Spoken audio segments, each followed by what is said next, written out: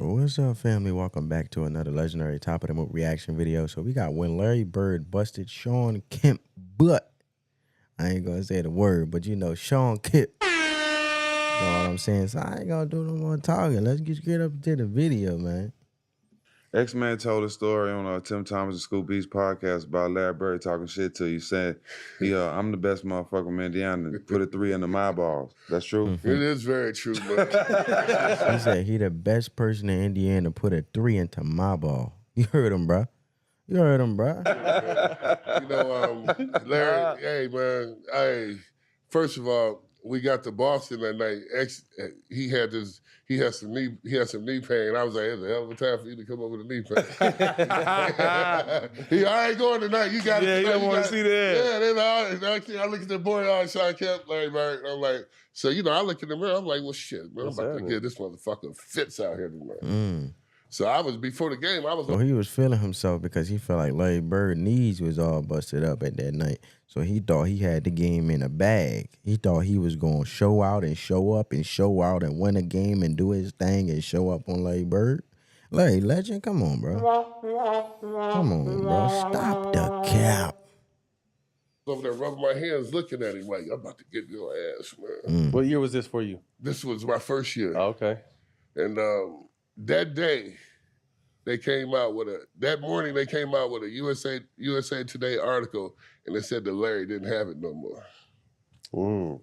So he came out that night to make a statement, and I was just the prime candidate to be. Yeah, of course. Come on, man. Come on, man. Gonna kill the narratives every time, man. Come on. Don't underestimate. Just appreciate the talent. Well, every time you try to underestimate greatness, greatness overcomes underestimation. You know what I'm saying? Yeah. Before the game, he told me, he was like, he just shook his head at me. He said, man, it's going to be a fucked up night for you. Oh, man. Dang. So what did he put up? Dang, I was not expecting that, bro. That's going crazy. He gave me, I think he gave me 40. Oh. What'd you do? 40? I think he gave me 46 and 3. What'd you do? Well, I ended up fouling out, but I was on his ass. You ended up fouling out. He ran him up out of there. He gave him a night that required a lot of, aerobic exercise and fitness. Forget the basketball, man. We over here talk about fitness. Ran laps around him, man, like he was running for the USA Olympics. I'm gonna tell y'all this, man. I'm gonna tell you this, man. He was actually calling out bank shots. He would say, next time, bank shot left side. I'm gonna pump fake you. Your dumb ass gonna go for it. He would tell you that, and it happened. And I said, first of all, I'm gonna be so close to you.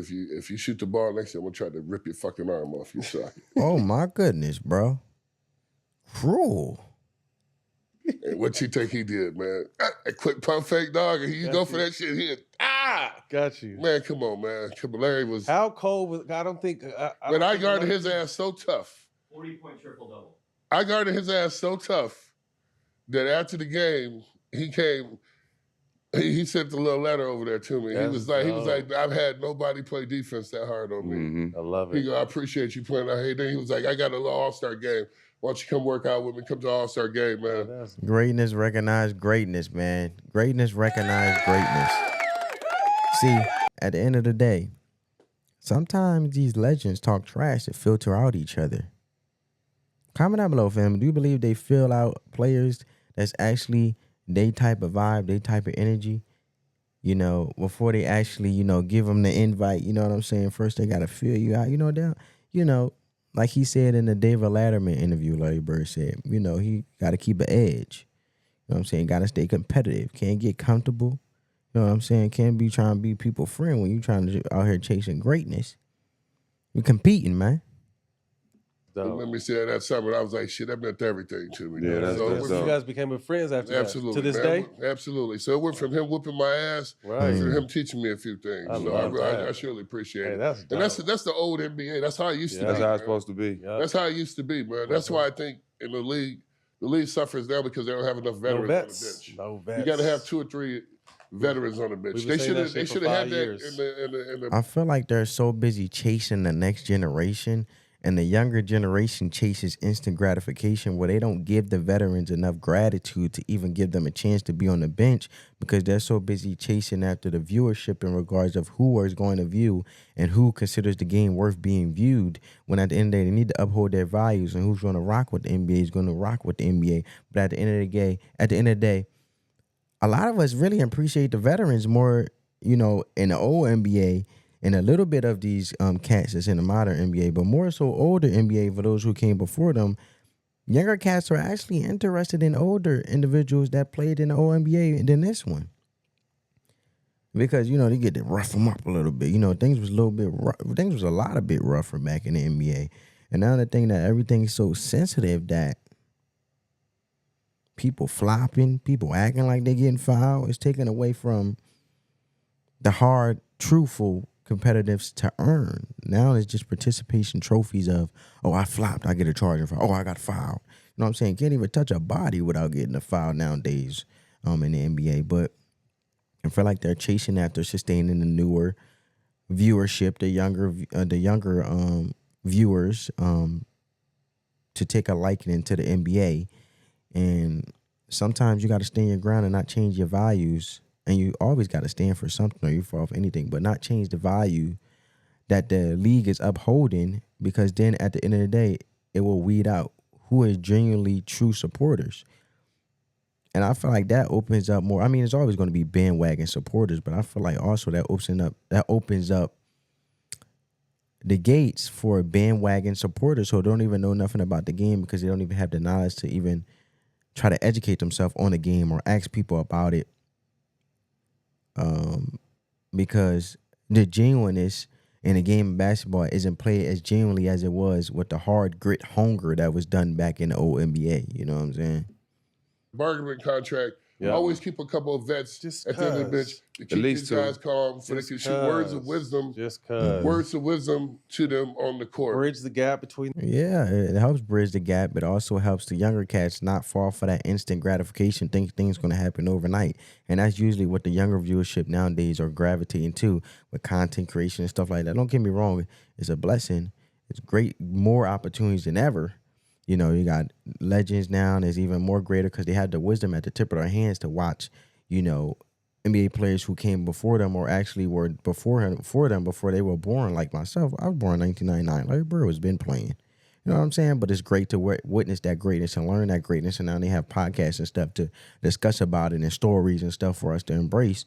But for the instant gratified fans that's in the modern NBA and just looking at the modern NBA and not looking at what the history or what came before the NBA today, they just want the success and want the games to look how they want to look. And that can trickle into the young players that they bringing into the NBA that just won it overnight. So keeping a couple vets, I do agree with Matt Barnes, bridges the gap most definitely. Gives the word of wisdom, keep them grounded. You know what I'm saying? And the coaches, keep them out the pitfalls off the court. Mm-hmm. Like, we've been saying this shit for the 5 years we've been on this show. We've been saying that. Man, I played with a guy, man, years ago, man. This motherfucker here, he was. I think he taught Michael Jordan how to play. It was Quintin Dailey. I think he was the one that kind of helped. That's interesting. Never heard of him. I don't even know who Quintin Dailey is. I don't even know who that is, bro. Like, I'm not even gonna lie to you. Quintin Dailey. Now, see, look, this is what I mean, but this is the greatness that we get to absorb if only we actually listen and hush and embrace the wisdom. Shawn Kemp just educated me on somebody. Quintin Dailey. Sound familiar, though. I mean, I just don't know what, He's from Baltimore, not far from me. He died in 2010. Rest in peace, 49 years old. Type young. American professional basketball player, 6'3" guard who played at the University of San Francisco. He played for Oklahoma City, OKC, in 1990. Well, he started in 1982, all the way up to 1991. 10 seasons, 10 years in the NBA. He actually went to Chicago first in 1982. That's where Jordan was there. And I think he also earned no, because Jordan earned the Defensive Player of the Year in 1986, 1987. But he was with Jordan maybe 1982. And when did Jordan join the NBA? I'm curious now. Or when did Jordan, 1984. So actually, Quintin Dailey was there a year before Michael Jordan came, and then because Quintin Dailey was there in 1982. Jordan came in 1984. So Quintin Dailey was there 2 years before Jordan, because Quintin Dailey was there in 1982 with Chicago, because he spent 4 years with Chicago Bulls before he went to the Los Angeles Clippers, spent 3 years there and 3 years at OKC, and then he ended in 1992. 1991, 1992. Balance his offensive game when they was in Chicago. When I played with Quintin Dailey in Seattle, and Quintin Dailey was a beast, man. He used to say little things to me. Instead of shooting the ball, get to the paint, put a body on him. And work on your mid-range game. All that little shit, nowadays they just running down shooting threes. You know what I'm saying? That's what I'm saying. Worrying about participation points and points, score, but where's the complete overall as a player nowadays? Where does it really exist? You know what I'm saying? For example, shout out to Carmelo Anthony, give him his accolades, but at the end of the day, he was just a scorer. That doesn't win games or win a championship, most definitely. I mean, I think I got a point here. Comment down below if I'm wrong. Correct me. The old school game, it used to be working that spot, getting into that mid-range, getting them solid jump shots off, shooting a high percentage. Now they just, if you shoot 30%, that's great. Ladies and gentlemen, it's officially summertime. Yeah, man, that's true.